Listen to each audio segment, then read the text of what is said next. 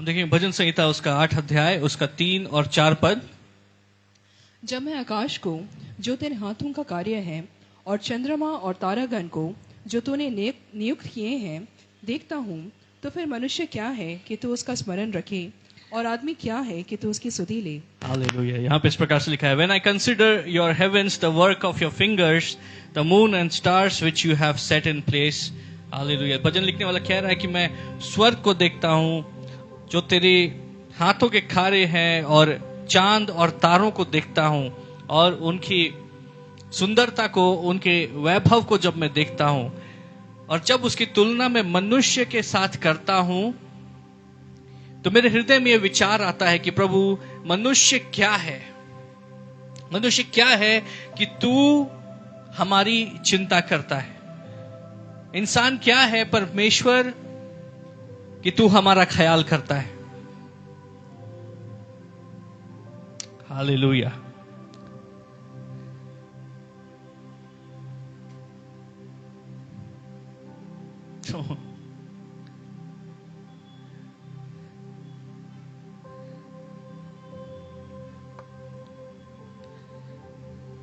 अपने बगल वाले को बोलें, तुम इंसान। Hallelujah, praise the Lord. So let's go to the word. परमेश्वर के वचन की ओर हम लोग चलेंगे और हम देखेंगे लूका 22 अध्याय, लूका 22 अध्याय और उसका 54। लूका 22 अध्याय उसका 54 से पढ़ना शुरू करें।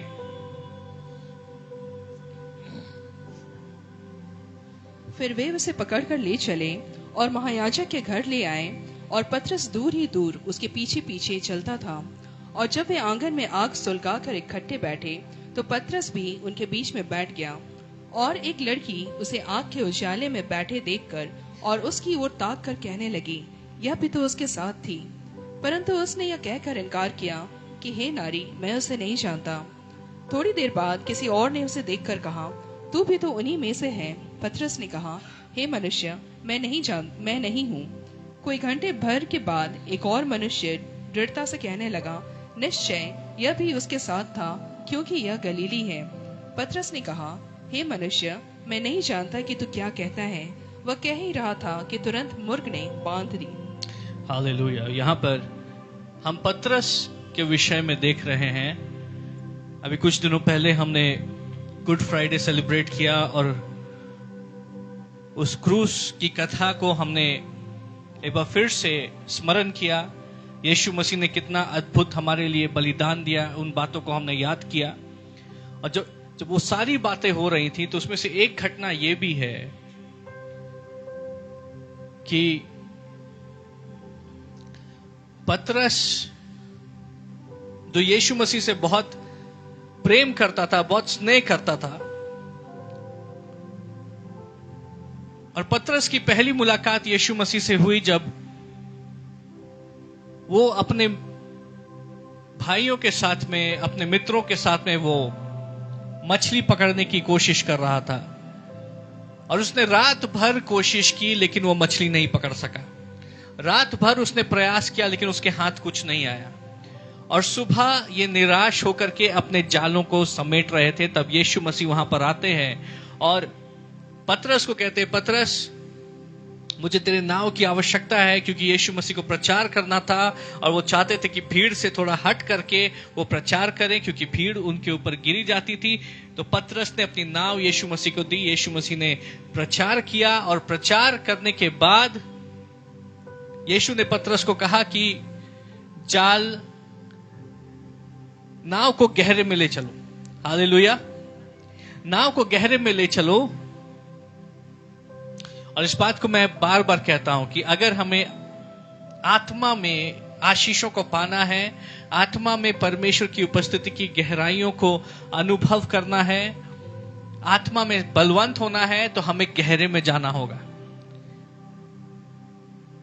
कम पानी में मछलियां पकड़ में नहीं आएंगी।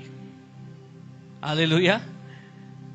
कम, अगर हमारी आत्मिकता में कमी है, अगर हमारी प्रार्थना में कमी है, हमारी आराधना में कमी है, परमेश्वर के साथ समय बिताने में कमी है तो हम बड़े छुटकारों को नहीं देखेंगे। अगर आपको अपने जीवन में बड़े छुटकारों को देखना है तो आपको गहरे में जाना होगा। हालेलुया। कई लोग अपने छुटकारे का इंतजार कर रहे हैं और इंतजार कर रहे हैं और इंतजार कर रहे हैं क्योंकि आप गहरे में जाने से डरते हैं या आप गहरे में जाने से कतरा रहे हैं, क्योंकि उसके लिए आपको समय देना होगा और वो कार्य आप नहीं कर रहे हैं। आपको छुटकारा तो चाहिए लेकिन आप गहरे में नहीं जाना चाहते, आप परमेश्वर के साथ में बैठना नहीं चाहते हैं। हालेलुया। यीशु ने पतरस को कहा कि गहरे में चलो और जाल डालो, और पतरस ने जब जाल डाला तो उसके जाल में इतनी मछलियां आई कि वो उसको बटोर भी नहीं पा रहा था, वो उसकी नाव में नहीं समा रही थी। और फिर पतरस को अपने मित्रों की नाव को भी बुलाना पड़ा कि तुम भी आ जाओ और तुम भी आ जाओ और थोड़ी मछलियां तुम भी रख लो और थोड़ी मछलियां तुम भी रख लो। हालेलुया। जब हम गहरे में जाते हैं तो परमेश्वर हमें ऐसी आशीषें देते हैं जो हम नहीं संभाल पाएंगे और हमें वो आशीषें बांटनी पड़ेंगी। हालेलुया। आपका प्याला उमड़ने लगेगा। Praise the Lord.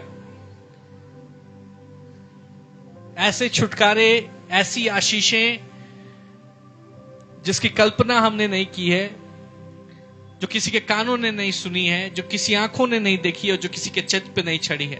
परमेश्वर ऐसी आशीषों को अपने लोगों को देना चाहते हैं, लेकिन वो आशीषें उनके जीवन में तभी रिलीज होंगी जब हम गहरे में जाना सीखेंगे। Hallelujah.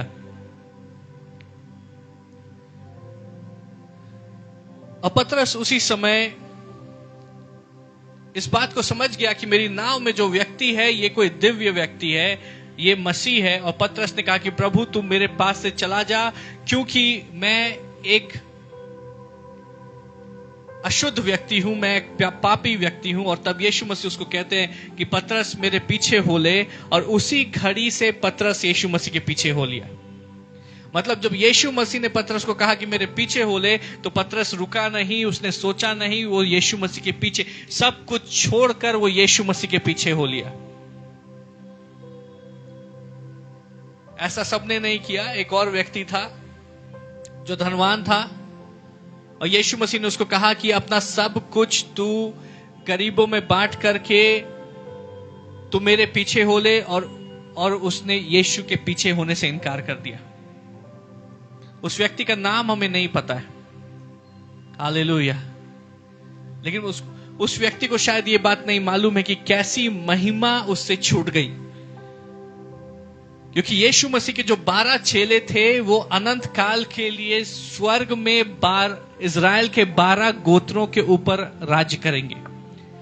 They will rule over the 12 tribes of Israel। कैसी अद्भुत महिमा। यीशु मसीह के जो 12 चेले हैं उनका जो सिंहासन है उसकी अलग महिमा होगी।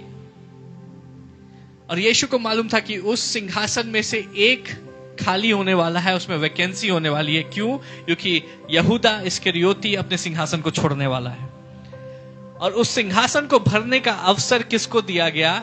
उस सिंहासन को भरने का अवसर इस जवान व्यक्ति को दिया गया था जो यीशु के पास आया था और पूछ रहा था कि गुरु, अनंत जीवन प्राप्त करने के लिए मैं क्या करूं? और यीशु मसीह ने कहा कि अगर तू सचमुच में अनंत जीवन पाना चाहता है और तू सचमुच में परमेश्वर की उपस्थिति के, उसकी करीबी को अनुभव करना चाहता है, तो जो कुछ तेरे पास है अपनी सारी संपत्ति को तू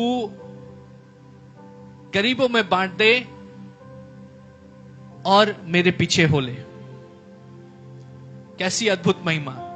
प्रभु कह रहे हैं संसारिक बातों को छोड़ के तू मेरे पीछे हो ले। मतलब जब यहूदा इस्करियोती का सिंहासन खाली होता तो ये व्यक्ति, जिसका नाम आज हम नहीं जानते, वो अनंत काल के लिए उस सिंहासन पर बैठने का अवसर उसके पास में था, लेकिन उसने उसका मोल नहीं समझा।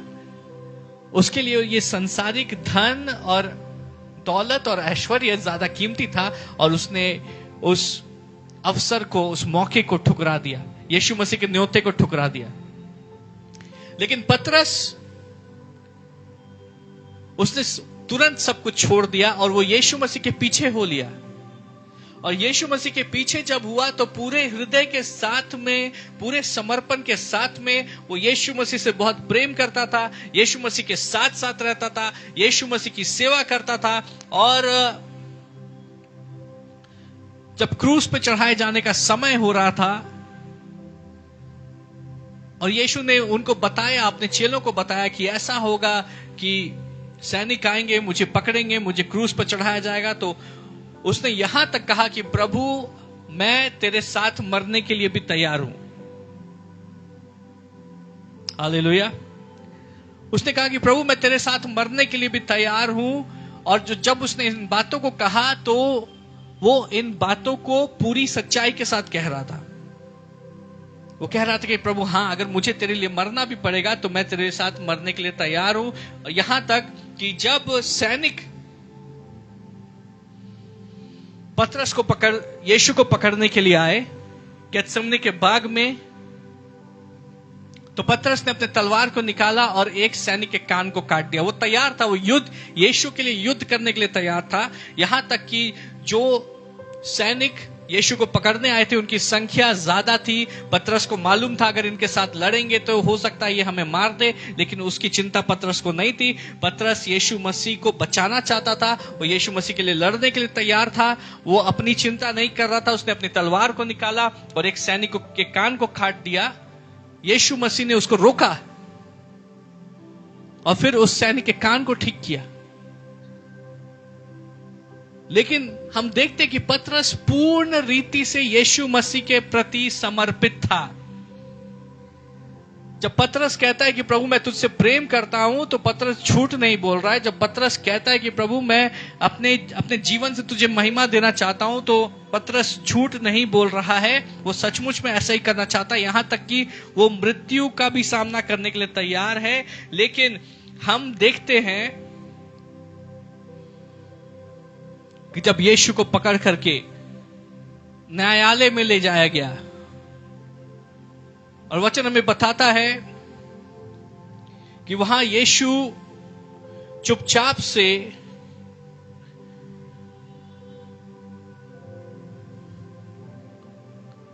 सारी बातों को सह रहे थे। उन्होंने एक आवाज नहीं निकाली। लोग यीशु को मार रहे थे, लोग यीशु की खिल्ली उड़ा रहे थे,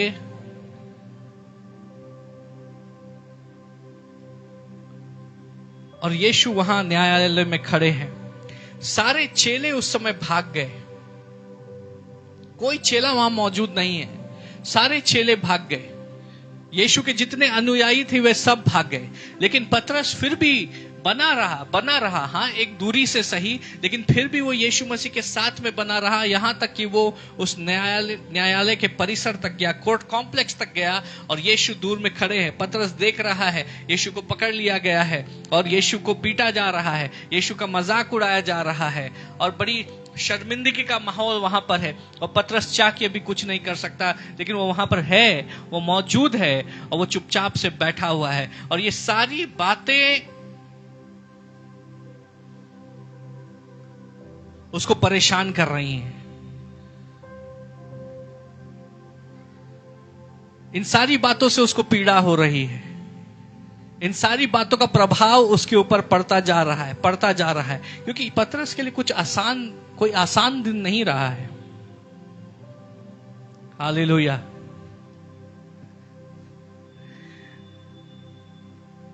ये बीते हुए 2-3 दिन पतरस के लिए बहुत ज्यादा थकाने वाले रहे हैं। जब से यीशु मसीह ने यरूशलेम में प्रवेश किया और यीशु मसीह शास्त्रियों और फरीसियों को मंदिर में से रस्सी का हंटर बना करके खदेड़ रहे थे, उस समय पतरस वहां मौजूद था।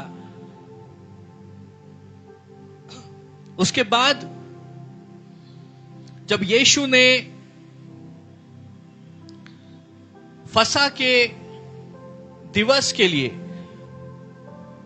जो पास ओवर मील होता है, जो खाना होता है, यीशु मसीह ने तैयार किया, उसके लिए चेले लगे हुए थे, चेलों ने उन सारी बातों का इंतजाम किया। पतरस इन सारी बातों को कर रहा है। उन्होंने उस फसह के पर्व का जो खाना है एक साथ खाया और यीशु मसीह ने उनसे कई बातें कही। उनमें से एक बात ये थी, अगर आपको याद हो, यीशु मसीह को पतरस कह रहा था, प्रभु मैं तुझे कभी नहीं छोड़ूंगा, मैं कभी तेरा इनकार नहीं करूंगा। और यीशु मसीह ने पतरस को कहा कि पतरस, सुबह मुर्गे के बांग देने के पहले तू मेरा 3 बार इनकार करेगा। पतरस को उसमें भरोसा नहीं हुआ और फसह का पर्व, उसका जो कम्युनियन मील था वो खत्म हुआ। उसके बाद यीशु मसीह प्रार्थना करने के लिए जाते हैं और वहां पर भी चेले साथ में हैं और ये प्रार्थना कर रहे हैं। यीशु मसीह ने कहा कि सोना नहीं, प्रार्थना करते रहो ताकि तुम परीक्षा में ना पड़ो, प्रार्थना करते रहो। यीशु मसीह ने इंस्ट्रक्शन दिया, प्रार्थना करते रहो। लेकिन ये चेले इतना थके हुए थे और ये बात इस बात की गवाही देती है कि उनके अंदर जगे रहने की सामर्थ खत्म हो गई थी। वो नगर वो यात्रा कर रहे हैं, एक के बाद एक उनके जीवन में बड़ी बड़ी बातें हो रही हैं और ये मेहनत कर रहे हैं और रात को यीशु मसीह कहते कि प्रार्थना करते रहो, सोना नहीं। लेकिन सारे चेले, उनकी आंख लग गई। वो सोना नहीं चाहते थे लेकिन आंख लग गई।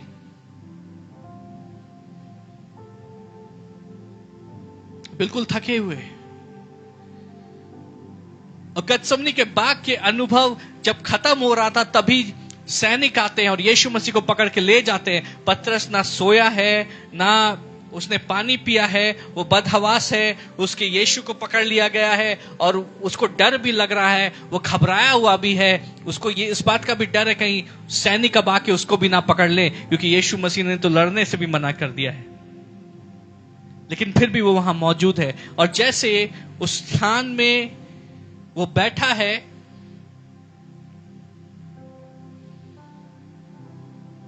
ठंड का समय है, लोग ठिठुर रहे हैं। पतरस को आग दिखाई देती है, वो बोलता है थोड़ा आग के पास बैठ जाए, लेकिन आग के पास और भी लोग हैं और आग के उजियाले में एक लड़की पतरस को देखती है और ताक कर कहती है ये भी उसके साथ था, ये भी यीशु के साथ था। उसको कहने का तात्पर्य ये था कि इसको भी पकड़ करके बंदी गृह में डाल दो, इसको भी क्रूस पे चढ़ा दो। तो पतरस ने कहा,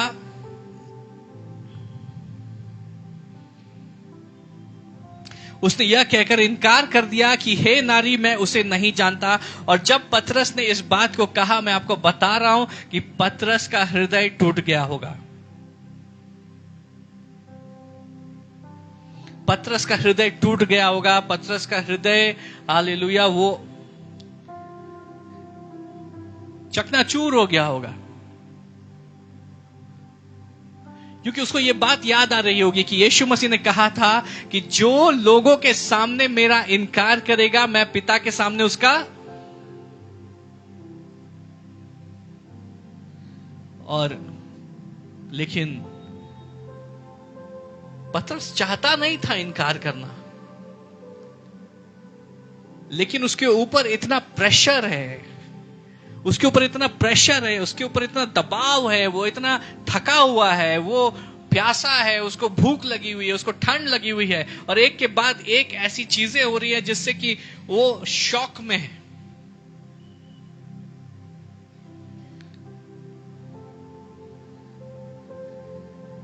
और पतरस का हृदय कह रहा है कि कह दो कि मैं इसके साथ हूं, यीशु को मैं जानता हूं, यीशु मेरा प्रिय है, लेकिन उसके जुबान से निकलता है कि मैं इसको नहीं जानता हूं। पौलुस इस प्रकार से कहता है कि मैं कैसा अभागा व्यक्ति हूं कि जो मैं करना चाहता हूं मैं वो नहीं करता, और जो मैं नहीं करना चाहता वही मैं करता हूं।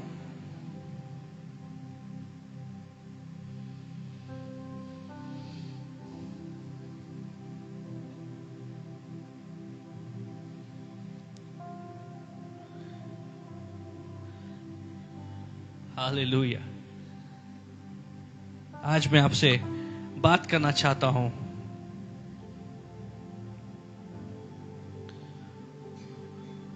द ब्रेकिंग पॉइंट के विषय में, वो स्थान जहां पे लोग टूट जाते हैं। वो स्थान जहां पे लोग टूट जाते हैं। हालेलुया।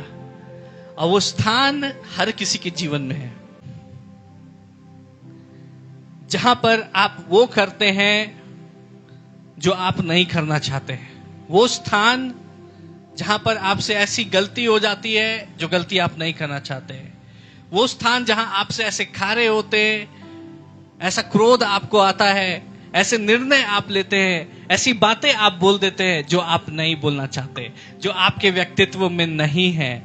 लेकिन आपके ऊपर दबाव इतना होता है, आप इतना ज्यादा थके हुए होते हैं, आप इतने ज्यादा प्रेशर में होते हैं और परिस्थितियों ने आपको इतना घेर लिया होता है, हालेलुया, कि जो आप नहीं करना चाह रहे थे वही बातें हो जाती हैं। जो आप नहीं बोलना चाह रहे थे उन्हीं बातों को आप बोल देते हैं। और पतरस इन बातों को जानता है। हालेलुया। मैं लड़ाई नहीं करना चाह रहा था, लेकिन मैं इतना थका हुआ था। मैं ऑफिस गया, ऑफिस में मेरे साथ इतनी पॉलिटिक्स हुई, मेरे अगेंस्ट में इतनी बातों को कहा गया, और जब वहां से थका हारा मैं घर लौटा, और घर लौटने के बाद में परिवार वाले मुझसे ऐसे बातें करने लगे और कुछ फिजूल की बातों को लेकर के मेरे साथ बहस करने लगे, और कहीं का गुस्सा मैंने कहीं निकाल दिया, और कुछ बातों को मैंने कह दिया जो मुझे नहीं कहना चाहिए था। और अब परिवार में मतभेद हो गया, अब परिवार में कड़वाहट आ गई। हालेलुया। और फिर अब सोच के हम बैठ के सोचते हैं कि क्यों मैंने इन बातों को कह दिया, क्यों मैंने ऐसे कहा, क्यों मैंने इन बातों को बोला, क्यों मैंने ऐसे व्यवहार किया। और शैतान आकर के बोलता है तुमने ऐसा व्यवहार इसलिए किया क्योंकि तुम ऐसे ही हो।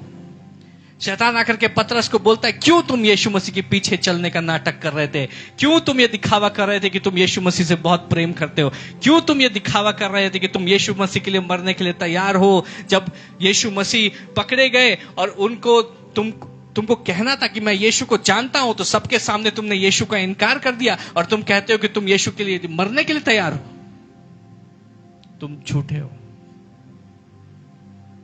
तुम विश्वासी होने का नाटक कर रहे हो, तुम विश्वासी होने का ढोंग कर रहे हो। हालेलुया। जब हमसे गलतियां हो जाती हैं, जब हमसे वो कार्य हो जाते जो हम नहीं करना चाहते थे, लेकिन आपको पता है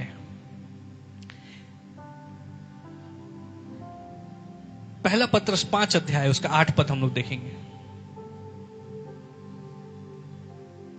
पहला पत्रस 5 अध्याय और उसका 8 पद। सचेत हो और जागते रहो, सचेत हो और जागते रहो, क्योंकि तुम्हारा विरोधी शैतान गरजने वाले सिंह की नाई इस खोज में रहता है। सचेत हो और जागते रहो क्योंकि तुम्हारा विरोधी शैतान सिंह की नाई इस खोज में रहता है कि किसको फाड़ खाए। शैतान हमेशा इस ताक में रहता है कि किसको पकड़े और किसको फाड़ खाए। और अगर आप शेर के शिकार करने के तरीके को आप स्टडी करेंगे, उसके ऊपर आप ध्यान देंगे, तो शेर किस प्रकार से शिकार करता है। वो एक झुंड को पहले खदेड़ता है, और झुंड में जो सबसे कमजोर प्राणी होता है, जो प्राणी थका हुआ होता है, या जो प्राणी बीमार होता है, या जो झुंड में जो बच्चा छोटा होता है, जो भाग नहीं सकता है, या जिसे चोट लगी हुई है, वो प्राणी पीछे छूट जाता है। हालेलुया। वो पीछे छूट जाता है और झुंड आगे निकल जाता है। और जो प्राणी पीछे छूट गया, जो कमजोर है, जो थका हुआ है, शैतान, ये शेर उसके ऊपर हमला करके उसको नाश कर देता है। तो शैतान आपके जीवन में तब अटैक नहीं करेगा जब आप बलवंत है, जब आपके अंदर सामर्थ्य है, जब आप प्रार्थना करने में आप तत्पर है, जब आपका आत्मिक उत्साह बना हुआ है। हालेलुया। आपके अंदर आत्मिक ऊर्जा है, तब शैतान आपके ऊपर अटैक नहीं करेगा। शैतान आपके ऊपर तब अटैक करेगा जिस दिन आप थके हुए होंगे। हालेलुया। कितनों को समझ में आ रहा है?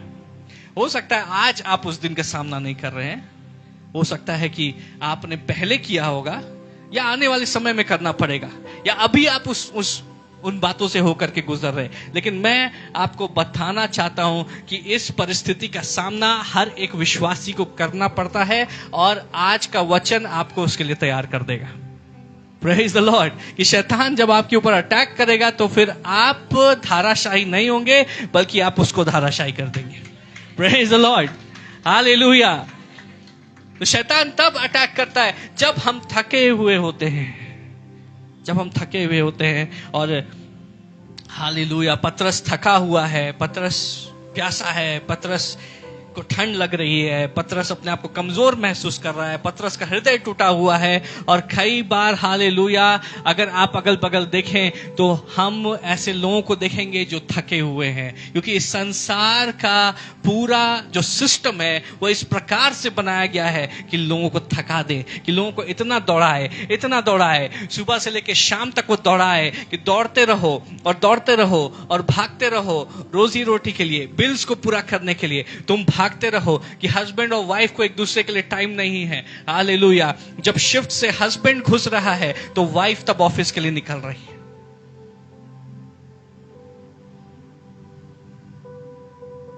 12-12 घंटे शिफ्ट करने के बाद में परिवार को टाइम देने के लिए समय नहीं होता है। आपने 10 घंटे ऑफिस में बैठाया, उसके बाद में आप 2 घंटे आप यात्रा कर रहे हैं, उसके बाद घर आने के बाद में बच्चों के साथ बैठने के लिए टाइम नहीं होता है, पत्नी के साथ बैठने के लिए टाइम नहीं होता है। पत्नी अगर काम पे जा रही है तो घर वापस आकर के घर की जिम्मेदारियों को सही प्रकार से पूरा करने के लिए टाइम नहीं होता है, क्योंकि लोग भाग रहे हैं और दौड़ रहे हैं, क्योंकि बिल्स हर महीने नए हो रहे हैं, बिल्स बढ़ रहे हैं, बच्चों को स्कूल भेजना है और घर की जरूरतें हैं और नया घर बनाना है और नई गाड़ी की ईएमआई लेनी है और तमाम प्रकार की जिम्मेदारियां हैं, और लोग उसको पूरा करने के लिए भाग रहे हैं और भाग रहे हैं और भाग रहे हैं, और जैसे वो भाग रहे हैं वो थक रहे हैं। और शैतान यही तो चाहता है कि तुम थक जाओ, क्योंकि जब तुम थक जाओगे तब तुम्हारा शिकार आराम से किया जा सकेगा, तब तुम उसका विरोध नहीं करोगे, क्योंकि अगर तुम प्रभु की सामर्थ में उसका विरोध करोगे तो तुम्हारे सामने से भाग जाएगा।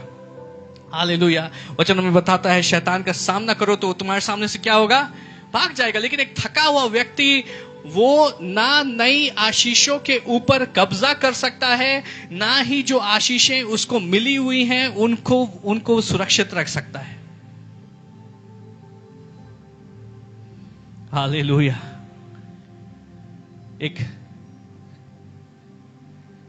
हस्बैंड थका हुआ है, उसको ऑफिस की जिम्मेदारियों को पूरा करना है और उसके ऊपर प्रेशर है, और उसको घर की जिम्मेदारियों को पूरा करना है, और बिल्स बढ़ रहे हैं, उनको पूरा करने में वो लगा हुआ है, वो थका हुआ है। वाइफ थकी हुई है क्योंकि बच्चों की देखभाल करनी है। वाइफ थकी हुई है क्योंकि घर में 3 टाइम खाना बनना है। वाइफ थकी हुई है क्योंकि घर को ठीक ठाक रखना है। वाइफ थकी हुई है क्योंकि बच्चों को ट्यूशन भेजना है, ट्यूशन से वापस लेकर के आना है। और हस्बैंड कहता है कि तुम मुझे नहीं समझती हो, और वाइफ कहती है कि तुम मुझे नहीं समझते हो। कर दोनों ही रहे हैं, लेकिन एक दूसरे को समझने के लिए थके हुए हैं, और दोनों आपस में लड़ रहे हैं, लेकिन दोनों एक दूसरे को नहीं समझ पा रहे हैं। एक जवान कपल वो थका हुआ है क्योंकि वो कोशिश कर रहा है कि जो टीवी पे दिखाया जाता है, जिस प्रकार से हालेलुया शाहरुख खान को दिखाया जा रहा है रानी मुखर्जी के साथ में, वैसे ही हमारा मैरिड लाइफ होना चाहिए। लेकिन परमेश्वर के लोगों, मैं आपको बताना चाहता हूं कि जो टीवी पे झूठ परोसा जा रहा है और असल जिंदगी में बहुत फर्क होता है। बहुत सारे यंग कपल्स वो थके हुए हैं क्योंकि वो उस सपने को जो टीवी पर दिखाया जा रहा है उसको अपने जीवन में लागू करने की कोशिश करें कि जैसा वहां पर है वैसे ही हमारा होना चाहिए। क्योंकि हमारे बगल में जो रहते हैं वो कितने खुश हैं, वो जब भी इंस्टाग्राम पे पोस्ट डालते हैं तो कितनी अच्छी अच्छी जगहों की पोस्ट डालते हैं, कितने अच्छे अच्छे रेस्टोरेंट की पोस्ट डालते हैं, और वो हमेशा खुश है। तुम्हें नहीं पता कि वो भीतर कमरे में कैसे लड़ाई कर रहे हैं। कितनों को समझ में आया? तुम्हें नहीं मालूम कि वो कैसे लड़ाई कर रहे हैं, तुम्हें नहीं पता उनके जीवन में क्या चुनौतियां चल रही हैं, और तुमको इंस्टाग्राम पे देख करके, फेसबुक पे देख के लग रहा है उन लोग वैसे खुश है, तो हमें उससे ज्यादा खुश रहना है, हमें उससे अच्छे डिजाइनर क्लोथ्स पहनने हैं, हमें उससे अच्छे रेस्टोरेंट्स में घूमना है। उसका हस्बैंड अगर उसको 2 बार बाहर खिलाने ले जाता है तो मेरे हस्बैंड को 3 बार मुझे बाहर खिलाने ले जाना जरूरी है। कितनों को समझ में आ रहा है? और इन सब बातों को पूरा करने के लिए आप थके, रियल लाइफ ऐसी नहीं है। इन सब बातों में हम फंसते जा रहे हैं और उसका परिणाम क्या हो रहा है? 6-6 महीने में मैरिज शादी उसका ब्रेक डाउन हो जा रहा है। हालेलुया। आप महंगे रेस्टोरेंट में जा करके आप खाना खा रहे हो और घर आकर के लड़ रहे हैं, उसका कोई फायदा नहीं है। उससे अच्छा है कि हस्बैंड और वाइफ बच्चों के साथ घर में भिंडी दाल और रोटी खा ले, खुशी से खा ले, प्रार्थना कर ले, उसमें बहुत आशीष है। हालेलुया, उसमें बहुत आशीष है।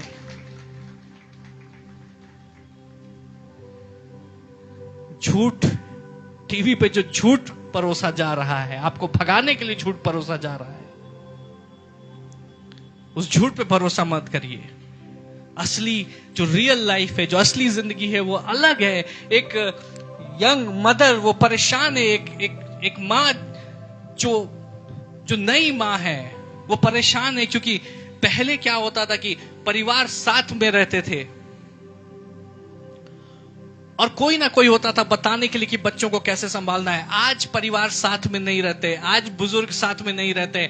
आज एक नई माँ परेशान है कि जब बच्चा हुआ तो उसकी देखभाल कैसे करे, क्योंकि एक छोटे बच्चे को आपको बहुत अटेंशन देना पड़ता है, उसका बहुत ख्याल रखना पड़ता है। उसके साथ में उस यंग मदर को अपना भी ख्याल रखना है, उस माँ को, नई माँ को अपना भी ख्याल रखना है, क्योंकि अभी अभी उसने डिलीवरी की है। उसको अपनी सेहत का भी ध्यान रखना है। उसके शरीर में बहुत सारी ऐसी चीजें हो रही हैं जो वो नहीं समझ पा रही है। उसकी मानसिकता में बहुत सारे बदलाव हो रहे हैं जो वो नहीं समझ पा रही है। और बच्चा रो रहा है और हस्बैंड को खाना देना है और तमाम प्रकार के काम रुके हुए हैं। और एक माँ ने मुझे कॉल किया और बोला, मैं सुन रहा था और मुझे फोन पे आवाज आ रही है कि उसका बच्चा रो रहा है और माँ रो रही है। और उसने मुझे कहा कि ब्रदर, मैं क्या करूं, मैं एक बहुत खराब माँ हूं, मैं एक बहुत खराब माँ हूं, मुझे गुस्सा आ जाता है और मैंने अपने बच्चे को 2 थप्पड़ मार दिया। मैंने उसको बोला कि बेटा, तुम खराब माँ नहीं हो, तुम अच्छी माँ हो, क्योंकि तुम कोशिश कर रही हो, तुम कोशिश कर रही हो, तुम बस थकी हुई हो। बेटा थोड़ा रुक जा, थोड़ा सांस ले ले, अपने बच्चे को गोद में उठा, कोई बात नहीं, तुम कोशिश कर रही हो, तुमने अपने बच्चे को छोड़ नहीं दिया है, तुमने उसको संभाला हुआ है, तुम खराब मां नहीं हो, तुम थकी हुई हो, तुम खराब हस्बैंड नहीं हो, तुम कोशिश कर रहे हो, तुम प्रयास कर रहे हो, तुम्हारे पास अपनी चुनौतियां हैं, वो चुनौतियां जो दूसरे नहीं समझ सकते हैं, वो चुनौतियां जिससे तुम अपने परिवार को बचाने की कोशिश कर रहे हो। इसलिए जब पत्नी पूछती है कि क्या चल रहा है तो तुम उसको नहीं बताते हो, क्योंकि अगर तुम उसको बताओगे तो वो भी डर जाएगी, बच्चे भी डर जाएंगे और हर तरफ घबराहट का माहौल होगा। ऐसी बातें जो तुम दूसरों के साथ नहीं शेयर कर सकते हो, वो दबाव, वो प्रेशर, वो दुख, वो पीड़ा जो तुम अकेले सह रहे हो, लेकिन फिर भी तुम हर दिन उठते हो और अपने परिवार के लिए कोशिश करते हो। तुम एक अच्छे पिता हो, तुम एक अच्छे पिता हो, तुम एक अच्छे हस्बैंड हो। वो माँ जो कोशिश कर रही है कि मैं अपने परिवार के लिए 3 टाइम खाना मैं मेज पर रखूं, मैं अपने परिवार को अच्छे प्रकार से चलाऊं, मैं अपने बच्चों को अच्छे प्रकार से पढ़ाऊं। जब उसके पास उसकी नींद पूरी नहीं हो रही है, वो 4-4 घंटे सो करके कोशिश कर रही है और मेहनत कर रही है अपने परिवार को समेट करके रखने के लिए, अपने परिवार को सही प्रकार से चलाने के लिए, अपने बच्चों को अच्छे प्रकार से बढ़ाने के लिए। और कई बार क्या होता है कि खाने में नमक कम हो जाता है, खाने में नमक ज्यादा हो गया, खाना ठीक नहीं बना, और तब हस्बैंड आके कुछ बोल दे, तुम खराब मां नहीं हो। हालेलुया। ट्यूशन अगर छूट गया एक दिन तो तुम खराब मां नहीं हो, स्कूल अगर एक दिन छूट गया तुम खराब मां नहीं हो, तुम कोशिश कर रही हो, तुम बस थकी हुई हो। हालेलुया। जवान लोग, उनको हर दिन परोसा जाता है कामयाब होना है तो तुम्हारी सैलरी 1 लाख रुपए होने चाहिए, 2 लाख रुपए होने चाहिए। और न्यूज़पेपर में ये बार बार ये एड्स चलाए जाते हैं, खास करके कोचिंग इंस्टीट्यूट्स के द्वारा, कि हाईएस्ट पैकेज 1 करोड़ रुपए, हाईएस्ट पैकेज हालेलुया वो 50 लाख रुपए, हाईएस्ट मंथली सैलरी 3 लाख रुपए। और जवान लोगों के सामने इस बात को परोसा जा रहा है। आपको पता है वो जो सैलरी पैकेज होती है उसको इतना इन्फ्लेट किया जाता है कि उसमें आपकी कुर्सी का भी रेंट ऐड कर दिया जाता है। आप जिस ऑफिस में जाके बैठेंगे उसकी कुर्सी का रेंट 3,000 रुपए उसमें ऐड कर दिया जाएगा। उसमें बहुत सारी ऐसी चीजें होती है जो केवल दिखाने के लिए है। तो जिसकी सैलरी बोला जा रहा है कि उसको 2 लाख रुपए महीने मिलती है, दरअसल उसको 1,20,000 रुपए मिल रही है। 80,000 रुपए कहां गायब हो रही है किसी को नहीं पता। कितनों को समझ में आ रहा है? झूठ परोसा जा रहा है। और जब झूठ परोसा जा रहा है तो जवान लोगों के ऊपर एक दबाव है, मेरे दोस्त का इतना पैकेज है तो मेरा पैकेज इतना तो होना चाहिए। 99% कट ऑफ। टीयू में अगर एडमिशन चाहिए तो 99% कट ऑफ, 100% कट ऑफ, इस प्रकार का कट ऑफ है। जब पूरी दौड़ ही गड़बड़ है तो दौड़ करके कोई फायदा नहीं है। कितनों को समझ में आ रहा है? ये दौड़ बनी ही है आपको झूठ मूठ में भगाने के लिए। बच्चे परेशान है क्योंकि जब वो अपने भविष्य की ओर देख रहे हैं, उनके हृदय में ये डर बैठा हुआ है कि अगर मेरा 90% से ज्यादा मार्क्स नहीं आएगा तो मेरे लिए कोई चांस नहीं है। 90% आने के बाद भी मुझे मेहनत करनी है, मुझे पढ़ाई करनी है, मुझे भविष्य के लिए मेहनत करनी है। और वो लगातार लगे हुए हैं अनरीजनेबल। इसीलिए हम IIT के विषय में सुनते हैं कि इतने सारे छात्र वो सुसाइड कर ले रहे हैं। क्यों?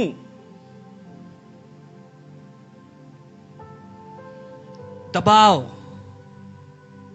जवान लोगों के ऊपर पढ़ाई का दबाव है, जवान लोगों के ऊपर में फ्यूचर का दबाव है, जवान लोगों के ऊपर में अपने मित्रों के साथ में सही मित्रता बनाए रखने के लिए दबाव है।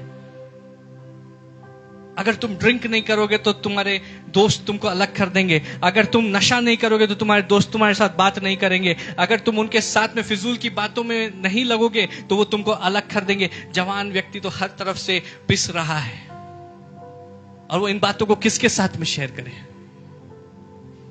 कितनों को समझ में आ रहा है? जवान थके हुए हैं, मां थकी है, पिता थका है, बच्चे थके हैं। छोटे छोटे नर्सरी के बच्चे, उनका बैग अगर आप देख लेंगे, वो नर्सरी के बच्चे अपना बैग नहीं उठा सकते, इतनी किताबें भर के उनको स्कूल जाना पड़ता है। ये पूरा सिस्टम इस प्रकार से बनाया गया है कि आप थके रहें, क्योंकि जब तक आप थके रहेंगे तो पहली बात है कि आपका परिवार एक साथ बैठ के प्रार्थना नहीं कर पाएगा। आज मैं आपसे पूछना चाहता हूं कि कितने परिवार हैं यहाँ पे जो एक साथ बैठ के हर रात को प्रार्थना करते हैं? मुझे मालूम है कि बहुत सारे लोग करना चाहते हैं पर कर नहीं पाते हैं। अगर मैं उनसे पूछूंगा कि आप लोग क्यों नहीं साथ में बैठ के प्रार्थना कर रहे, 10 मिनट आप क्यों नहीं प्रार्थना कर रहे, उनका जवाब एक ही होगा, हम बहुत थक जाते हैं। आपको मालूम है वो 10 मिनट से आपके जीवन में 10 साल से जो काम अटके हुए हैं वो तुरंत पूरे हो जाएंगे। लेकिन शैतान आपको बैठने नहीं दे रहा है। हालेलुया। शैतान तब अटैक करता है जब हम थके हुए होते हैं। शैतान तब अटैक करता है जब हमारी सामर्थ खत्म हो गई होती है, जब हमारे ऊपर दबाव होता है। और पतरस जब यीशु मसीह का इनकार कर रहा है तो आपको क्या लगता है कि वहां पे जो 3 लोग बैठे हुए थे जो पतरस को कह रहे हैं कि हाँ ये यीशु के साथ था, ये यीशु के साथ था, ये यीशु के साथ था, ये यूं ही वहां घूमते हुए आ गए? नहीं, ये इन 3 लोगों को शैतान ने वहां पे रखा था कि पतरस को उसके महिमा के स्थान से गिरा दिया जाए। Praise the Lord. आइए हम वचन की ओर जाएंगे। Praise the Lord. हालेलुया।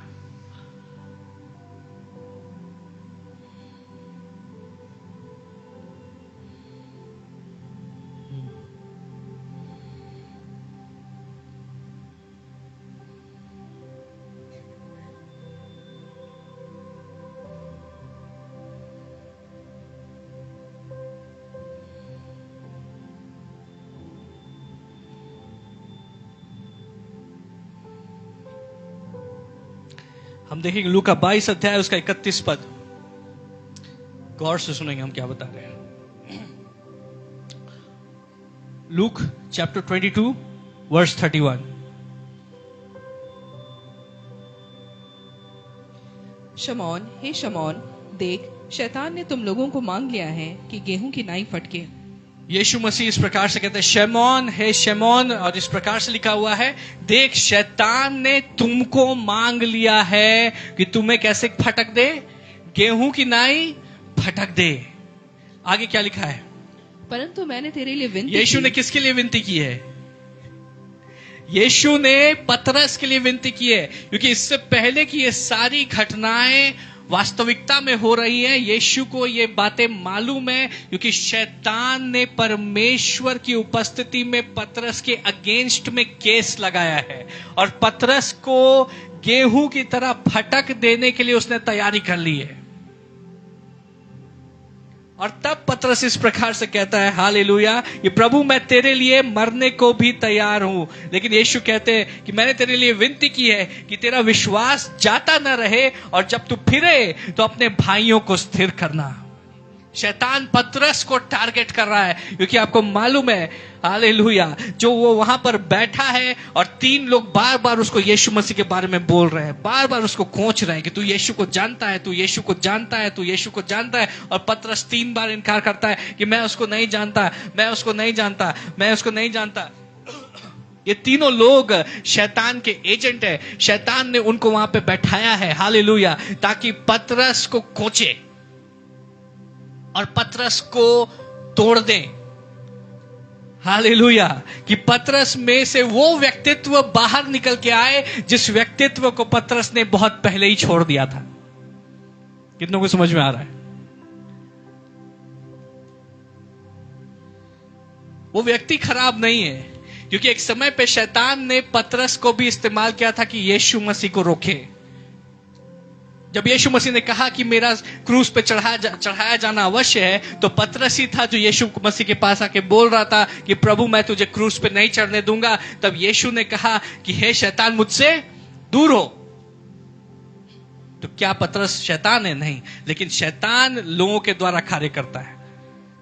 इसलिए हमें हमेशा सावधान रहना चाहिए कि कहीं शैतान हमारा इस्तेमाल ना करे। हालेलुया। ये 3 लोगों को शैतान ने बैठाया है। शैतान पतरस को टारगेट कर रहा है। क्यों टारगेट कर रहा है? हो सकता है कि आज आपके जीवन में शैतान ने ऐसे लोगों को ठहराया है जो आपके पेशेंस का, आपके धीरज का वो इम्तिहान लेते हैं। हालेलुया। आप बार बार उनसे दूरी बनाने की कोशिश करते हैं, लेकिन वो बार बार आपको आके परेशान करते हैं। वो बार बार चाहते हैं कि आप लड़ाई करें। वो बार बार चाहते हैं कि आपका क्रोध निकल करके आए। वो बार बार चाहते हैं कि आपको उकसाए और आपको उकसाए और आपको उकसाए। हालेलुया, ताकि आप एक ऐसे स्थान पर आ जाए जहां पर आप अपना गुस्सा और अधिक कंट्रोल नहीं कर सकते। लेकिन शैतान पतरस को क्यों टारगेट कर रहा है? क्योंकि पतरस के अंदर बड़ी महिमा छुपी हुई है। अगर आज शैतान आपको टारगेट कर रहा है, मैं आपको बताना चाहता हूं, आप टारगेट पे इसलिए हैं क्योंकि आपके अंदर बड़ी महिमा छुपी हुई है।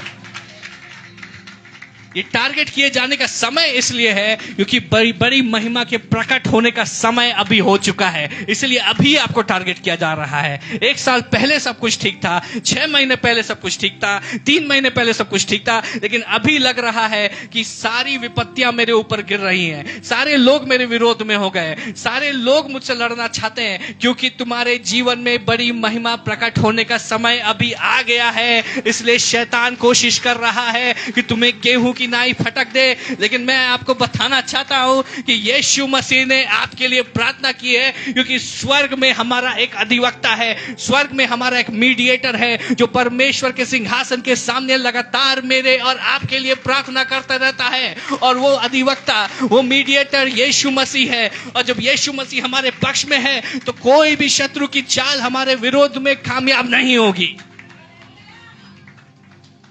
Hallelujah. And I want to prophesy over this church this morning.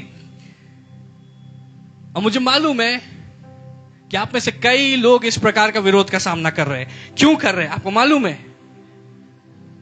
अलग अलग तरीके से शैतान आपको तोड़ने की कोशिश कर रहा है, क्योंकि इस कलीसिया के द्वारा बड़ी महिमा प्रकट होने वाली है। हमारा समय अब आ गया है, हालेलुया। और अब हम परमेश्वर की दुगनी महिमा को, उसकी सामर्थ को और उसके अभिषेक को अपने बीच में बहता हुआ देखेंगे।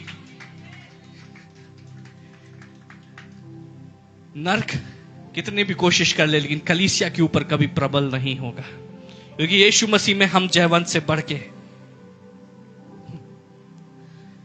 पतरस वही पतरस है, हालेलुया, जो शैतान को मालूम है कि जैसे यीशु मसीह क्रूस पे चढ़ाए जाएंगे, उनको गाड़ा जाएगा, वो फिर जी उठेंगे, स्वर्ग जाएंगे, पवित्र आत्मा उतरेगी। पवित्र आत्मा जिस दिन उतरेगी, पतरस उस दिन प्रचार करेगा और 3000 लोग मन फिरा लेंगे और स्वर्ग के राज्य का काम शुरू हो जाएगा। पतरस की अगुवाई में कलीसिया मजबूत होते जाएगी। पतरस की अगुवाई में सारे चेले मजबूत होते जाएंगे और बड़े हयात के साथ में मृत्यु के डर को पीछे करते हुए वो परमेश्वर की महिमा को इस संसार में प्रकट करेंगे। तब उस समय कौन उनकी अगुवाई करेगा? पतरस अगुवाई करेगा। इसलिए पतरस को ही पहले ढाराशायी कर दो, पतरस को ही नाश कर दो, पतरस के ही आपको तोड़ दो तो सबको तोड़ दोगे। शैतान इसलिए पतरस के पीछे लगा हुआ है। अब पतरस ने जब तीसरी बार यीशु मसीह का इनकार किया, पतरस की आंखें यीशु मसीह से जाकर के मिली और वो यीशु से आंखें नहीं मिला पा रहा है। उसने अपनी आंखें नीची कर दी। उसके अंदर इतना शर्मिंदगी आ गई। उसने बोला, ये मुझसे कैसी गलती हो गई, ये तो मेरे स्वभाव में नहीं था, ऐसी धोखेबाजी मैंने अपने प्रभु के साथ कैसे कर ली। और वो अपने अंदर ही अंदर ग्लानि से भर गया, अपने अंदर ही अंदर दोष से भर गया और वो वहां से भाग गया। लेकिन कहानी यहां पे खत्म नहीं होती है। हालेलुया, प्रभु का धन्यवाद हो कि कहानी यहां पे खत्म नहीं होती है। यूहन्ना 21 अध्याय की ओर हम चलेंगे। यूहन्ना 21 अध्याय।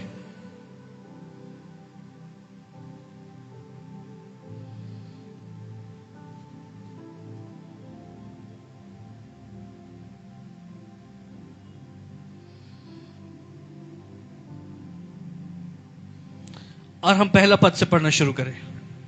इन बातों के बाद यीशु ने अपने आप को तिबिरियास झील के किनारे चेलों पर प्रकट किया और इस रीति से प्रकट किया। शमौन पतरस और थोमा, जो दिदुमुस कहलाता है, और गलील के काना नगर का मोमोज नहीं कहलाता है। सिस्टर को भूख लग रही है, दिदुमुस कहलाता है। Praise the Lord. अभी फ्राइड मोमोज, तंदूरी मोमोज के बाद दीदी मोमोज आएगा। पर यीशु मसीह जी उठे हैं। मरियम ने इस बात की घोषणा कर दी है और शहर में इस बात का चर्चा हो रही है कि यीशु मसीह जी उठे हैं। लेकिन पतरस यीशु मसीह को खोजने के लिए नहीं जा रहा है, पतरस मछली पकड़ने के लिए जा रहा है।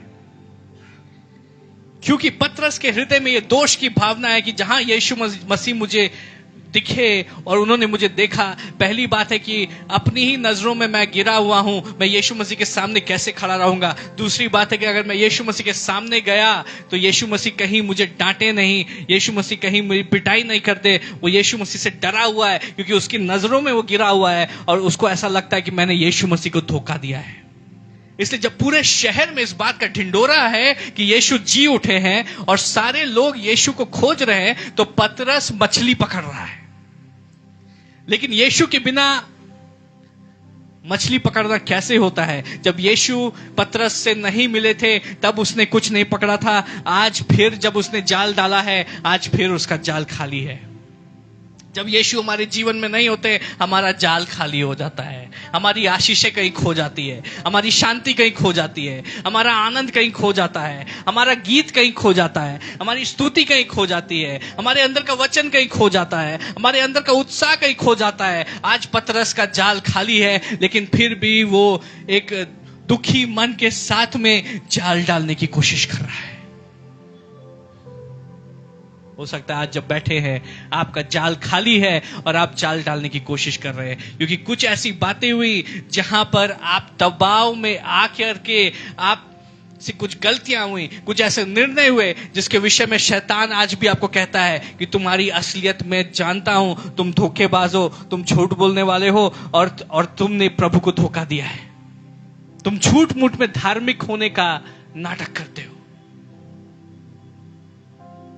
झूठ मूठ में तुम चर्च जाते हो, झूठ मूठ में तुम गीत गा रहे हो। इसलिए सबके सामने तो हम ठीक है, लेकिन जब अकेले में बैठते हैं तो अपने ही ऊपर हम संदेह करते हैं कि क्या सही में मैं मसीह से प्रेम करता हूं या फिर मेरा जीवन एक दिखावा मात्र रह गया है। पतरस का जाल खाली है, कई बार हमारा जीवन भी खाली हो जाता है। लेकिन यीशु मसीह ने कहा कि मेरे पास अगर 100 भेड़ें हो और 100 में से एक भेड़ अगर खो जाए तो मैं 99 को छोड़ करके उस एक भेड़ को खोजने जाऊंगा। आज पतरस वो भेड़ है जो चरवाहे से भाग रही है और यीशु मसीह झील के किनारे पहुंचते हैं, हालेलुया, और पतरस को एक बार फिर पूछते हैं कि पतरस कितनी मछलियां पकड़ी, हालेलुया। लेकिन पतरस पहचान नहीं पा रहा है क्योंकि यीशु मसीह ने ग्लोरी फेशियल कराया हुआ है, हालेलुया। वो पुनरुत्थान का शरीर पहले वाले शरीर से ज्यादा महिमामय है और परमेश्वर की महिमा अब चमक रही है। इसलिए अब पतरस जब यीशु मसीह को देखता है पहचान नहीं पा रहा है। लेकिन यीशु मसीह पूछते हैं पतरस से, शमौन तुमने कितनी मछलियां पकड़ी है? और वो कहता है कि रात भर से लगे हुए लेकिन कुछ नहीं पकड़ी। तब यीशु ने कहा, क्या तुम्हारे पास कुछ खाने को है? 5 पद देखिए। तब यीशु ने उनसे कहा, हाँ। हे बालकों, क्या तुम्हारे पास कुछ खाने को है? उन्होंने उत्तर दिया कि नहीं। उसने उनसे कहा, नाव को दाहिनी ओर जाल डालो तो पाओगे।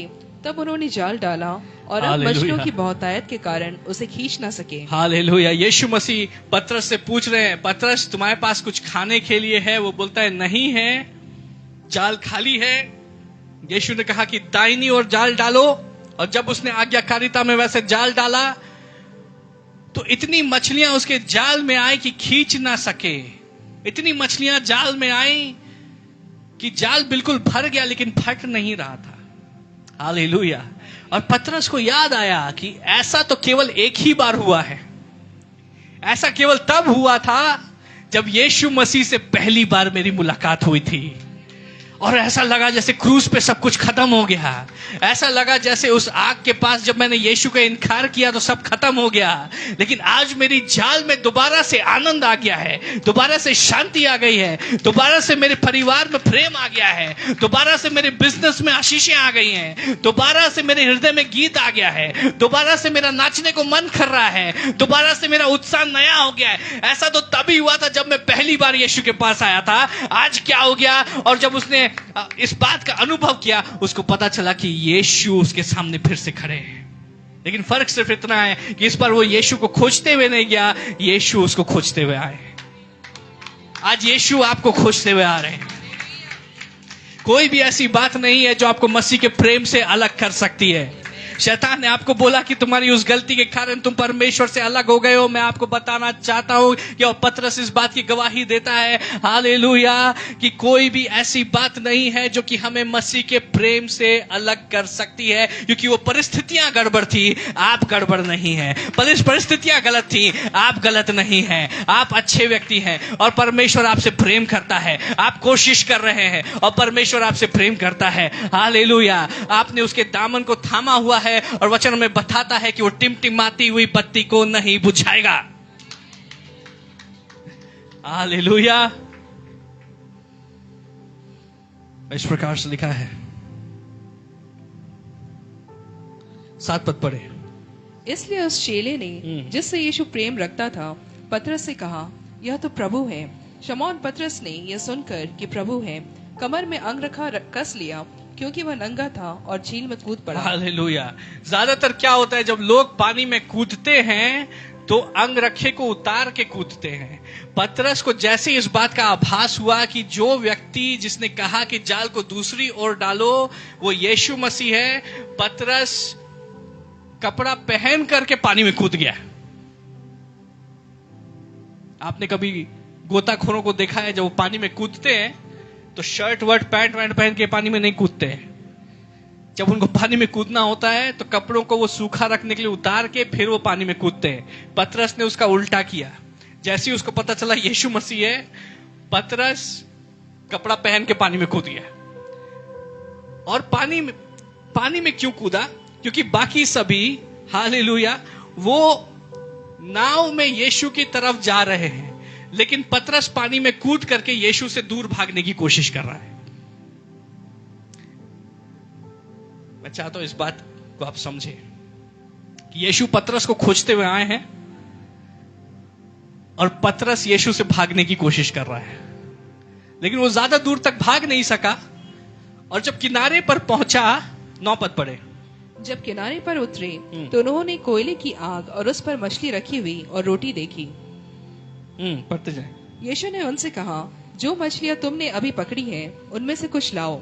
शमौन पतरस ने डोंगी पर चढ़कर 153 बड़ी मछलियों से भरा हुआ जाल किनारे पर खींचा। 12 पद पढ़े। यीशु ने उनसे कहा कि आओ भोजन करो, और चेलों में से किसी को हियाव न हुआ कि उससे पूछे कि तू कौन है, क्योंकि वे जानते थे कि हो न हो यह प्रभु ही है। हालेलुया। और यहां पर जब ये लोग किनारे पर पहुंचते तो क्या देखते हैं कि यीशु मसीह उनके लिए खाना तैयार कर रहे हैं। हालेलुया। ये बात आपको बहुत साधारण लगेगी, लेकिन ये बात अपने आप में बहुत सामर्थ्य है। कभी भी आप बहस में मत पड़िए जब आपका पेट खाली है, आपकी बहस बहुत खराब हो जाएगी। कभी भी आप डिस्कशन में तब मत बैठिए जब आपका पेट खाली है। कभी भी आप किसी बात को डिस्कस करने के लिए तब मत बैठिए जब आप थके हुए हैं। हालेलुया। उस समय लड़ाई हो जाएगी।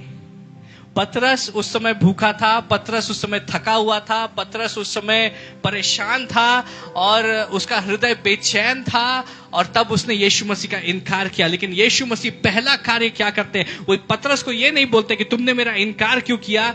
पतरस जब किनारे पर आ रहा है तो यीशु मसीह उसके लिए मछली और रोटी तैयार रखे हैं। वचन हमें बताता है कि वो मेरे जी में जी ले आता है। He restores my soul. The Lord is my shepherd. यहोवा मेरा चरवाहा है और वो मेरे जी में जी ले आता है। अब मुझे आत्मा में ये बात मालूम है कि आज प्रभु आत्मिक रीति से आपको भोजन कराएंगे। आज आपके जी में जी आ जाएगा। प्रभु आपके लिए मछली और रोटी तैयार कर रहे हैं। यीशु आपके लिए मछली और रोटी तैयार कर रहे हैं ताकि आपके जी में जी आ जाए। आप थक गए थे, आप हार गए थे, आप टूट गए थे, आप बिखर गए थे, आप खुद से भाग रहे थे, आप यीशु से भाग रहे थे। आप बोले बिशप से नहीं बात करेंगे, चर्च नहीं जाएंगे, कहीं नहीं जाएंगे, घर में बैठेंगे। यीशु आपको खोजते हुए आएंगे और आपको मछली और रोटी खिलाएंगे। आपके जी में जी आ जाएगा। जब उसके जी में जी आ गया तब यीशु पतरस से पूछते हैं। हालेलुया। 15 पद पढ़े। भोजन करने के बाद यीशु ने शमौन पतरस से कहा, हे शमौन यूहन्ना के पुत्र, क्या तू इनसे बढ़कर मुझसे प्रेम रखता है? उसने उससे कहा, हाँ प्रभु, तू तो जानता है कि मैं तुझसे प्रीति रखता हूँ। उसने उससे कहा, मेरे मेमनों को चरा। पढ़ते जाए। उसने फिर दूसरी बार उससे कहा, हे शमौन यूहन्ना के पुत्र, क्या तू मुझसे प्रेम रखता है? उसने उससे कहा, हाँ प्रभु, तू जानता है कि मैं तुझसे प्रीति रखता हूँ। उसने उससे कहा, मेरी भेड़ों को रखवाली कर। उसने तीसरी बार उससे कहा, हे शमौन यूहन्ना के पुत्र, क्या तू मुझसे प्रीति रखता है? पतरस उदास हुआ कि उसने उसे तीसरी बार ऐसा कहा। हालेलुया। यहाँ पे इस प्रकार से लिखा हुआ है कि यीशु ने पहली बार उस पतरस से पूछा, क्या तू मुझसे प्रेम करता है? आज यीशु मुझसे और आपसे पूछ रहे हैं कि क्या तू मुझसे प्रेम करता है? हालांकि वो गलतियां हुई, वहां पे हम लड़खड़ाए, वहां पे हम गिर गए, वहां लगा कि हम जो हैं अब हम सही में मसीह नहीं हैं। लेकिन मैं आपको बताना चाहता हूं कि वो परिस्थिति गलत थी, उस समय गलत था, शैतान आपको फटकने के लिए लगा हुआ था। लेकिन यीशु ने, हालेलुया, वो अनुग्रह हमें प्रदान किया है। हमारी गलतियों का मोल उसने अपने लहू से चुकाया है। उस क्रूस पे जो जय उसने स्थापित की है वो हमें उसने अपने अनुग्रह के द्वारा दी है। और परमेश्वर का प्रेम हमारे प्रति हमारे कार्यों के ऊपर निर्भर नहीं करता है। परमेश्वर का प्रेम हमारे ऊपर इस बात पे निर्भर करता है कि वो हमारा स्वर्ग पिता है और हम उसके बेटे और बेटी हैं। हालेलुया। उसमें कोई शर्तें नहीं है। एक पिता अपने बालक से जैसे प्रेम करता है, उससे अधिक परमेश्वर मुझसे और आपसे प्रेम करता है। जब हम गलती कर देते हैं तब भी वो हमसे प्रेम करता है, जब हम अच्छा कर रहे होते तब भी वो हमसे प्रेम करता है। वो लगातार हमसे प्रेम करता है। और यीशु पतरस से पूछते, पतरस क्या तू मुझसे प्रेम करता है? पतरस ने बोला, हाँ प्रभु, मैं तुझसे प्रेम करता हूं। यीशु ने कहा, मेरी भेड़ों को चरा।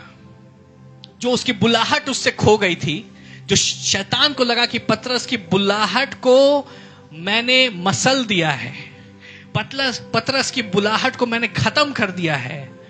और इस बात को गौर करें कि अगर पतरस की बुलाहट खत्म हो गई तो पहली बार जब उसने प्रचार किया था तो 3,000 लोगों ने मन फिराया था। और उसके बाद कई लोग पतरस की बुलाहट के कारण आज यीशु मसीह के प्रेम को जानते हैं। तो अगर पतरस की बुलाहट को खत्म कर दिया तो करोड़ों लोग मसीह के प्रेम को नहीं जान पाते। और शैतान आनंद मना रहा था कि मैंने उस चिंगारी को, जिससे एक बड़ी आग लगने वाली थी, उस चिंगारी को ही खत्म कर दिया। लेकिन यीशु मसीह, हालेलुया, वो आग से बपतिस्मा देने वाला परमेश्वर है। चिंगारी को मसल के आनंदित मत हो शैतान, क्योंकि मेरा परमेश्वर खुद आग है। मेरा परमेश्वर आग है। मेरा परमेश्वर आग है। हालेलुया। वो पतरस को कहता है, पतरस क्या तू मुझसे प्रेम करता है? पतरस बोलता है, हाँ प्रभु, मैं तुझसे प्रेम करता हूं। यीशु कहते, मेरी भेड़ों की रखवाली कर। उसकी जो बुलाहट थी, उसकी जो डेस्टिनी थी, उसका जो भाग्य था, उसको रेस्टोर कर दिया गया। और तीसरी बार यीशु ने फिर पूछा, हे शमौन यूहन्ना के पुत्र, क्या तू मुझसे प्रीति रखता है? यीशु 3 बार क्यों पूछ रहे हैं? क्योंकि 3 बार पतरस ने इनकार किया था। और तीसरी बार जब यीशु मसीह पूछते हैं, वचन हमें बताता है कि पतरस के अंदर कुछ कठोर हो गया था। पतरस के अंदर शैतान ने एक गढ़ बना लिया था और उस गढ़ में ये बात छुपा के रखी थी कि पतरस तुम झूठे हो। हालेलुया। कि तुम धोखा देने वाले हो। तीसरी बार जब यीशु मसीह ने पूछा, वो गढ़, वो पत्थर सा हृदय, वो चकनाचूर हो गया। वो झूठ खत्म हो गया और पतरस के अंदर कुछ टूट गया। हालेलुया। वो कठोर जो बातें कठोर थी, जो परमेश्वर के प्रेम को अनुभव नहीं कर पा रही थी, वो टूट गया। अब पतरस रोने लगा। वचन हमें बताता है, he grieved. It grieved him. Grieved का मतलब होता है वो बिलक के रोने लगा। वो बिलक के रोने लगा। और उसने प्रभु को बोला, प्रभु मैं तुझसे प्रेम करता हूं। उसी समय सारी कड़वाहट धुल गई। उसी समय सारे दोष की भावना धुल गई। उसी समय सारा झूठ जो शैतान ने उसके जीवन में बोया था, वो सब धुल गया। और उसने परमेश्वर के प्रेम को एक नई रीति से अनुभव किया। हालेलुया। कि पतरस, मैं अभी भी तुमसे प्रेम करता हूं। मैं अभी भी तुम पे विश्वास करता हूं। पतरस, मेरे पास तुम्हारे लिए योजना है। पतरस, तुम्हारे जीवन के द्वारा मैं बड़े कार्यों को करूंगा। और परमेश्वर आज आपसे कह रहे हैं कि मेरे पास अभी भी तुम्हारे लिए योजना है, कि मैं अभी भी तुमसे प्रेम करता हूं और तुम्हारे जीवन के द्वारा मैं बड़े बड़े कार्यों को करूंगा। हालेलुया। आइए जोर से ताली बजा के परमेश्वर का धन्यवाद करें। पतरस रोने लगा और तब यीशु ने उससे कहा, मेरी भेड़ों की रखवाली कर। Hallelujah. He is the Lord that restores. वो परमेश्वर हमारे जीवन में चीजों को दोबारा से रिस्टोर करने वाला परमेश्वर है। 2 कुरिन्थियों 12 अध्याय 9 पद हम देखेंगे, उसके बाद हम लोग प्रार्थना में जाएंगे।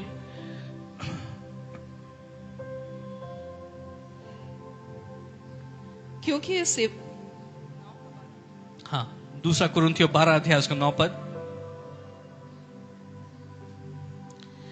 My grace is sufficient for you, my power is made perfect in weakness. मेरा अनुग्रह तुम्हारे लिए काफी है और मेरी सामर्थ तुम्हारी निर्बलता में सिद्ध होती है। हालेलुया। तो जहां आप निर्बल होते हैं, परमेश्वर के ऊपर निर्भर होना सीखिए।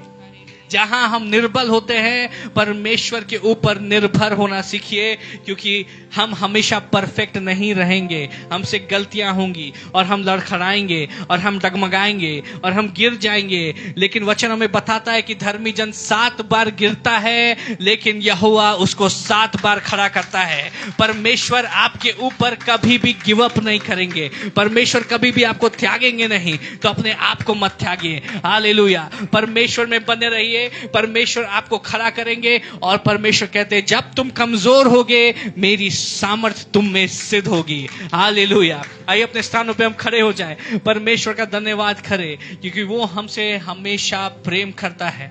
हालेलुया। उसका प्रेम विश्वास योग्य है, उसका प्रेम सदा हमारे जीवन में बना रहता है। हम प्रभु का धन्यवाद करते हैं। We give you glory, Lord. Hallelujah. Hallelujah. प्रभु हम तेरा धन्यवाद करते हैं।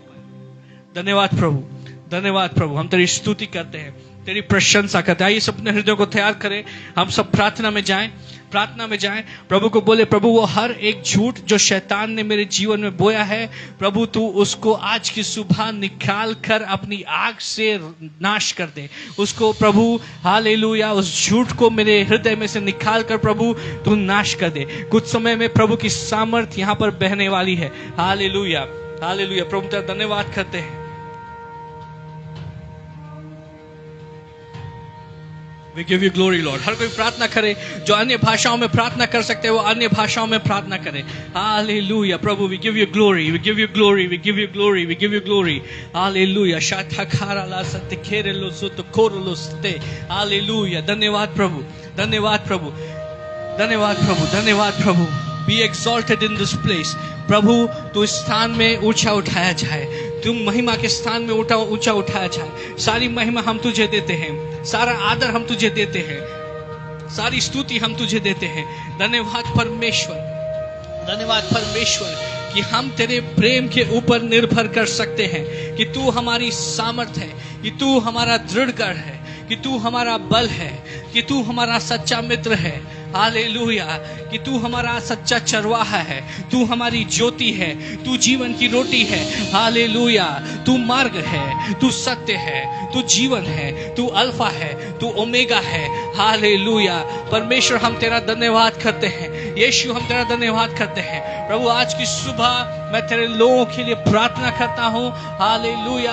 हर एक वो झूठ जो कि इनके जीवन में बोया गया है, हर एक वो आवाज जो इनको कहती है कि तुम काफी नहीं हो, तुमसे नहीं होगा, हालेलुया, तुम योग्य नहीं हो, इन सारी झूठी बातों को आज की सुबह हम यीशु मसीह के नाम से नाश करते हैं। हर एक वो शैतान, हालेलुया, शैतान के द्वारा इनके जीवन में बातें जो प्रभु इनको रोकती हैं, जो इनको आगे बढ़ने से रोकती हैं, जो हालेलुया इनके जीवन में बाधा उत्पन्न करती है, उन बातों को आज हम यीशु मसीह के नाम से नाश करते हैं, परमेश्वर की आग से नाश करते हैं। हालेलुया। ताकि जैसे तुम आत्मिकता में आगे बढ़ रहे हो, जैसे तुम अपनी बुलाहट में आगे बढ़ रहे हो, जैसे तुम परमेश्वर की करीबी में आगे बढ़ रहे हो, कोई भी ऐसी बात जो तुम्हारे जीवन में बाधा बन के आती है, कोई भी ऐसी रुकावट जो शैतान ने तुम्हारे जीवन में प्लांट की है, आज यीशु मसीह के नाम से वो सारी बातें नाश हो जाए, वो सारी बातें नाश हो जाए, वो सारी बातें नाश हो जाए, ताकि तुम यीशु मसीह को अपना निशाना जानकर अपनी पूरी सामर्थ से मसीह की ओर दौड़ पाओ। एक नए उत्साह के साथ, एक नई ऊर्जा के साथ, एक नई सामर्थ के साथ, एक नए जोश के साथ तुम अपनी पूरी सामर्थ से यीशु मसीह की ओर दौड़ पाओ। हालेलुया। और तुम ऐसे दौड़ो कि तुम्हारी गति अलौकिक होने पाए, तुम्हारी गति अलौकिक होने पाए, तुम्हारे जीवन में छुटकारे की गति अलौकिक होने पाए, तुम्हारी चंगाई के प्रकट होने की गति अलौकिक होने पाए। हालेलुया।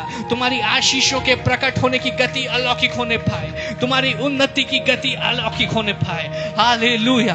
परमेश्वर की महिमा का तुम्हारे जीवन के द्वारा प्रकट होने के लिए जो गति है वो अलौकिक होने पाए। परमेश्वर हम तेरा धन्यवाद करते हैं। तुम्हारी छुटकारा यीशु के विरुद्ध आती है, जो तुम्हारे बच्चों के विरुद्ध आती है, जो तुम्हारे भाग्य के विरुद्ध आती है, जो तुम्हारे नियति के विरुद्ध आती है, जो तुम्हारे बुलावट के विरुद्ध आती है, इस समय यीशु मसीह के नाम से वो नाश हो जाए। I declare a blessing over your family. I declare a blessing over your children. तुम्हारे जीवन के ऊपर मैं आशीष को घोषित करता हूँ, तुम्हारे बच्चों के ऊपर मैं आशीष को घोषित करता हूँ। मैं इस बात को घोषित करता हूं that in the heavens you are highly favored, कि स्वर्ग में तुम्हारे ऊपर बहुत कृपा की गई है, कि स्वर्ग में तुम्हारे ऊपर बहुत कृपा की गई है, कि परमेश्वर ने तुम्हें महिमा और आदर का मुकुट पहनाया है, कि स्वर्ग में तुम्हारे ऊपर बहुत महिमा प्रकट की गई है, कि परमेश्वर तुमसे प्रेम करते हैं, कि परमेश्वर तुमसे प्रेम करते हैं।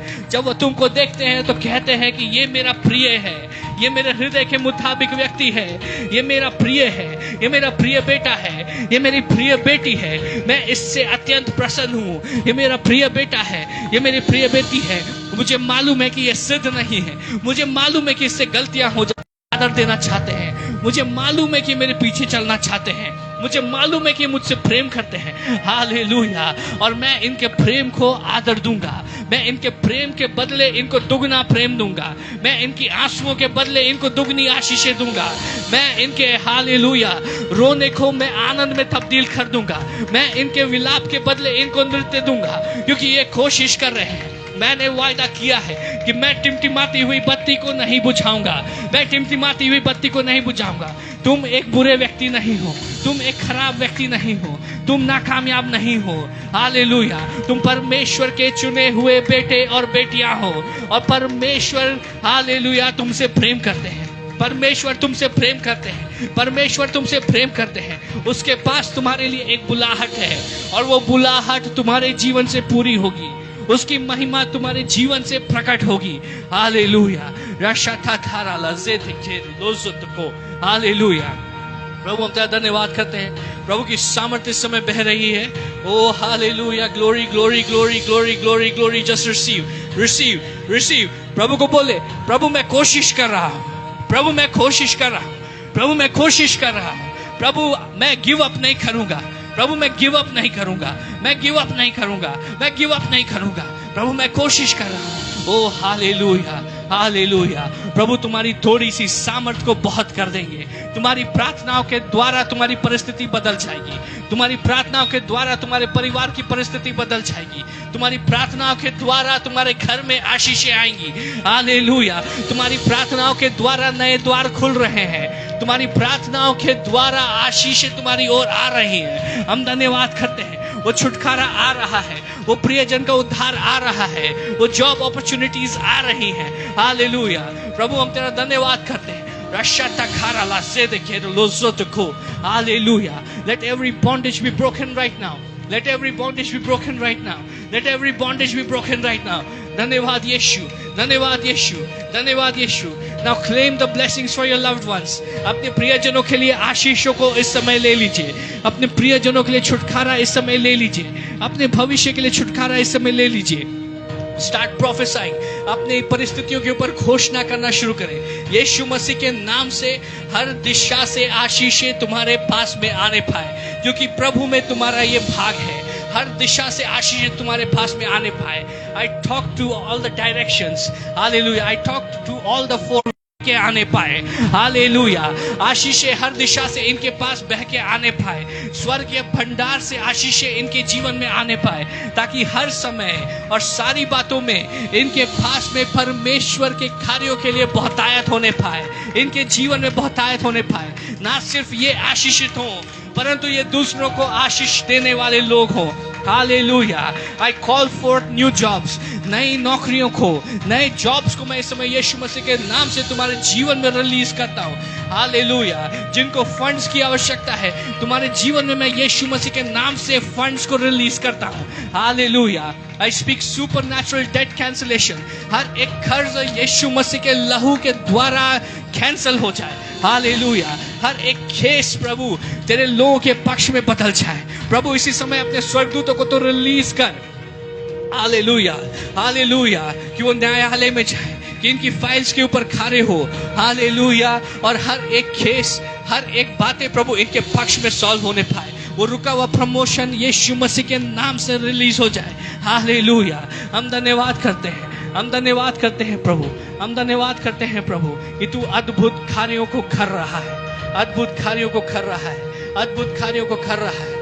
धन्यवाद प्रभु, धन्यवाद प्रभु। इस समय प्रभु मैं प्रार्थना करता हूँ हमारे बेटों के लिए, हमारी बेटियों के लिए, हमारे भाइयों के लिए, हमारे पिताओं के लिए, हमारी माताओं के लिए प्रभु, जो तेरे प्रेम को नहीं जानते हैं, जो तेरी उपस्थिति से दूर हैं, प्रभु तू उन पे अनुग्रह कर, पवित्र आत्मा उनके हृदयों पे तू कार्य कर। इस समय परमेश्वर हम तुझको पुकारते हैं, हमारा भरोसा तू है प्रभु। अपने उद्धार के प्रेम को, अपने उद्धार के आनंद को उनके ऊपर तू प्रकट कर। हम विश्वास करते हैं कि आने वाले समय में मैं और मेरा घराना हम परमेश्वर की सेवा करेंगे। हम अपने बेटों के साथ तेरी आराधना करेंगे, हम अपने परिवारों के साथ तेरी आराधना करेंगे, हम अपने माता पिता के साथ तेरी आराधना करेंगे, हम अपने भाइयों और बहनों के साथ तेरी आराधना करेंगे। मैं और मेरा घराना हम परमेश्वर की सेवा करेंगे। हालेलुया। परमेश्वर, इस समय हम पूर्ण रीति से समर्पण करते हैं और हम प्रार्थना करते हैं परमेश्वर, हालेलुया, हमारे जीवन के हर एक क्षेत्र से तुझे महिमा मिलने पाए। हालेलुया। हमारा उठना बैठना चलना फिरना तुझे पाए। हम तेरी स्तुति करते हैं, तेरा धन्यवाद करते हैं प्रभु। Hallelujah, hallelujah. हम धन्यवाद करते हैं कि तूने हमारी प्रार्थनाओं को सुना है। हम धन्यवाद करते हैं परमेश्वर के छुटकारे आज की सुबह रिलीज हो गए हैं और प्रभु तेरे लहू से उनको सील कर दिया गया है, कि चंगाइयां रिलीज हो गई हैं और तेरे लहू से उनको सील कर दिया गया है। हालेलुया। कि परिस्थितियां बदल गई हैं और तेरे लहू से उस छुटकारे को सील किया गया है। हम तेरे शांति, तेरे आनंद को तेरे लोगों के ऊपर मैं ठहराता हूँ और प्रार्थना करता हूँ प्रभु कि तेरी उपस्थिति इनके जीवन के ऊपर बनी रहे। जहां भी ये जाते हैं प्रभु, तेरी बड़ी महिमा और तेरा प्रेम, तेरी सामर्थ इनके जीवन के द्वारा प्रकट होने पाए। हम धन्यवाद करते हैं प्रभु कि इस कलीसिया के लोग इस संसार में ज्योति के समान हो और जितने भी इनके संपर्क में आते हैं वो तेरे प्रेम को जाने और तेरे, हालेलुया, तेरी करीबी में बढ़ने पाए। सारी आदर और महिमा हम तुझको देते हैं, यीशु मसीह के नाम से मांगते हैं, आमीन, आमीन।